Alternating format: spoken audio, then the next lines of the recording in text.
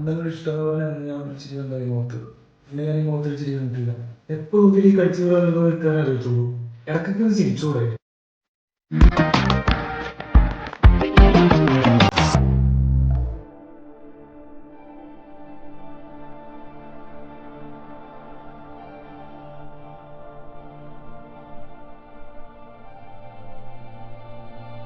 സെബാസ്റ്റ്യനോട് ഇവിടെ ഇരിക്കാൻ ആരെങ്കിലും പറഞ്ഞോ? ജസ്റ്റ് ഞാൻ തർക്കിക്കാൻ വന്നതല്ല. എനിക്ക് പറയാനുള്ള നീ മൊത്തം കേക്ക്. ഇനിയും എന്താ സെബാസ്റ്റ്യൻ നിനക്ക് പറയാനുള്ളത്? എനിക്കിങ്ങനെ അർത്ഥമില്ലാത്തൊരു ജീവിതം മുന്നോട്ട് കൊണ്ടുപോകാൻ എനിക്ക് പറ്റുന്നില്ല. എനിക്ക് നീ വേണം, നമ്മുടെ കുഞ്ഞു വേണം. നീ അതൊന്ന് മനസ്സിലാക്ക് പ്ലീസ്. സെബാസ്റ്റ്യന്റെ മെച്യൂരിറ്റി ഇല്ലാത്ത ചിന്തകളിലേക്കോ ജീവിതത്തിലേക്ക് വരാൻ ഞാൻ എൻ്റെ കുഞ്ഞും ആഗ്രഹിക്കുന്നില്ല. So please.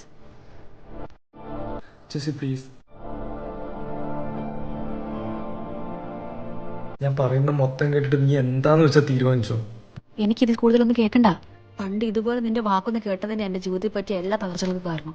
നിനക്ക് തോന്നുമ്പോൾ ഇഷ്ടമാണെന്ന് പറയാനും തോന്നുമ്പോൾ എടുത്തെറിയാനുമുള്ള ആളല്ല ഞാൻ. അന്തപോലെ മെച്യൂരിറ്റി ഇല്ലാത്തൊരു പയ്യൻ പറയുന്ന കാര്യമായിട്ട് ജസ്റ്റ് നീ ഇതിനെ കാണില്ല. അന്ന് നിന്റെ ഓവർ കൺട്രോളിങ്ങൊന്നും എനിക്കങ്ങനെ അഡ്ജസ്റ്റ് ചെയ്യാൻ പറ്റിയില്ല.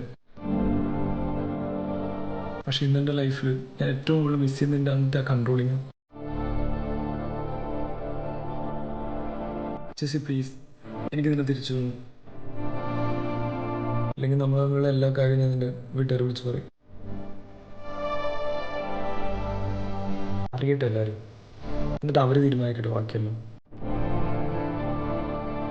അല്ലെങ്കിൽ ഇന്ന് വൈകുന്നേരം ഞാൻ ആ കോമൺ വർക്കിൽ കാണും. നിന്റെ തീരുമാനം നിനക്കൊന്ന് പറയാം. എൻ്റെ കൂടെ ജീവിക്കാനോ പറ്റാതെ നമ്മുടെ വീട്ടുകാർ ഇതൊക്കെ അറിഞ്ഞ് നീ പുറത്തേക്ക് പോകാനുള്ള പ്ലാനിങ് ഒക്കെ നിർത്തി വെക്കുന്നതാണോ നല്ലതെന്ന് നീ ഒന്ന് ആലോചിച്ചിട്ട് പറ. അപ്പോൾ പോട്ടെ ജെസ്സി.